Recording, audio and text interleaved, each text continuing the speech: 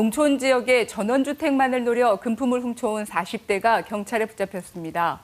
낮 시간 비어있는 주택이 범행의 표적이 됐는데 전남은 물론 전북까지 누비며 이 같은 일을 벌여왔습니다. 보도에 유승용 기자입니다. 모자를 둘러쓰고 마스크를 한 남성이 집 주변을 한참 살피더니 담을 넘습니다. 지난 1일 오전 장성의 한 전원주택. 이 남성은 창문을 부수고 집 안에 들어간 뒤 귀금속과 상품권 등을 훔쳤는데 CCTV 녹화 장치까지 들고 달아나는 치밀함을 보였습니다. 법적으로 알아가니까 그게 고리가 떨어졌고 물상 열어보니까 그걸 총으로 쏴버린 것처럼 돼 있고. 마을 주민들은 도난 발생 전부터 수상한 사람이 주변을 살폈다고 말합니다. 그 전으로 바로 여기 앞에 전혀 사람이 안 다니니 그 일부 사람이 저런 데서 왔다 갔다 이상하더라고요, 느낌이. 장성의 다른 전원주택 단지. 집에 침입한 남성이 창문을 열고 올라서 한참을 살피더니 다시 돌아섭니다. 경찰에 붙잡힌 46살 신모 씨입니다. 현재까지 확인된 범행만 전남과 전북에 걸쳐 7개 시군 30건이 넘습니다. 주로 야산 근처 전원주택을 노렸는데 렌터카를 멀리 세워두고 범행 장소까진 자전거로 이동하며 감시망을 피했습니다. 그 도로가로 나오는 모든 CCTV를 확인해봐도 이 피의자의 그 도주로가 나오지가 않는 겁니다. 뒷산 쪽으로 전부 다 확인을 해가지고 나갈 수 있는 이런 그 도주로를 전부 다 확인해가지고 차량 하나를 특정을 하게 된 겁니다.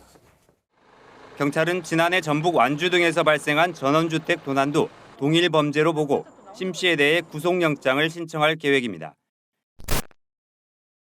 지난해부터 광주와 전남 지역에 이어진 극심한 가뭄은 아직도 계속되고 있는데요. 실제로 지난 1년간 광주와 전남 지역의 강수량은 50년 만에 두 번째로 적은 것으로 나타났습니다. 이런 이상 가뭄 현상은 오는 4월까지 이어질 것으로 보입니다. 보도에 손준수 기자입니다. 경사면이 훤히 드러난 호수. 상류 쪽으로 갈수록 물보다 메마른 바닥만 보입니다. 지난 9일부터 이틀간 30mm가 넘게 비가 내린 곳도 있지만 동복댐과 주암댐 등 광주의 주요 식수원 저수율은 미동도 하지 않았습니다. 주암댐에 그 비 영향을 줄 정도로 이렇게 많지 않았었던 부분이고 또 겨울철에는 비가 많이 오지 않는 기간이기 때문에 그 저수율 회복에는 좀 더딘 부분이 있습니다. 지속된 가뭄으로 최근 1년간 광주와 전남에 내린 비의 양은 896mm. 기상 관측망이 갖춰진 1973년 이후 두 번째로 적습니다.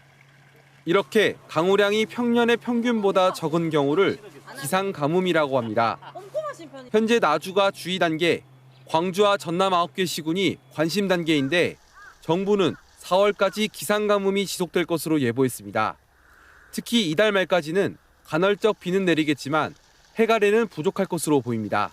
광주와 전남은 내일 늦은 오후부터 비가 시작되어 모레 낮까지 이어지겠고 이후 비 예보 없이 가뭄 상황이 지속될 것으로 예상됩니다. 정부는 공업용수 확보를 위해 여수와 광양산업단지의 입주 기업과 공장 정비 일정을 조정하고 물 사용량을 줄인 지자체에는 광역 상수도 요금을 감면하는 제도를 시행한다고 밝혔습니다. 생활형 숙박시설은 기반시설에 대한 부담이 없지만 사실은 주거시설이어서 결국 학교 배정이나 교통 문제로 이어지고 있습니다. 그런데도 사업자는 허위성 광고로, 행정은 허술한 인허가로 문제를 키웠습니다. 그동안의 과정을 정기룬 기자가 조목조목 짚어봤습니다. 2017년 분양한 여수의 한 생활형 숙박시설 광고 책자입니다. 각종 부동산 규제를 피할 수 있는 고품격 주거시설이라면서 입주자를 모집했습니다. 주거시설이라고 명시한 사실상 허위 광고지만 단속도 제재도 없었습니다. 인허가도 허술했습니다. 아파트에나 있는 독서실까지 갖춘 사실상 주거시설입니다. 게다가 안내 데스크도 없지만 여수시는 숙박시설로 인허가를 냈습니다.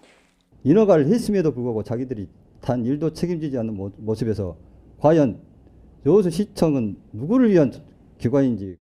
심지어 여수시는 입주 당시 현장 민원실을 차려놓고 찾아가는 전입 신고까지 받았습니다. 자치단체가 실거주용으로 인정한 셈입니다. 찾아가는 전입 신고를 받았던 전국에서 유일한 곳입니다. 입주민들은 이곳이 주거로서 인정을 받는다고 생각을 하고 여수시는 학교 문제도 놓쳤습니다. 생활형 숙박시설은 학교와 기반시설 부담금을 내지 않아도 됩니다. 하지만 사실상 주거시설이다 보니 학생 수는 계속 늘고 있습니다. 학교 부담금을 내는 다른 아파트 학생들이 원거리 학교에 배정되는 사례가 나오면서 이미 갈등 요인이 되고 있습니다. 교통 대책도 미흡할 수밖에 없습니다. 숙박업과 주거시설은 주차 기준은 물론 교통 영향 평가 기준도 다르기 때문입니다. 인근 아파트 주민들은 여수시장을 면담하고 관련 대책을 먼저 내놓으라고 요구했습니다. 건축 기준들이 현행 법령에 적합하면은 그 조건들을 검토해가지고 처리 검토하겠습니다. 주거용으로 사용하는 생활형 숙박시설 난립을 외면해온 정부와 자치단체. 학교와 기반시설을 둘러싼 갈등은 지역사회가 떠안고 있습니다.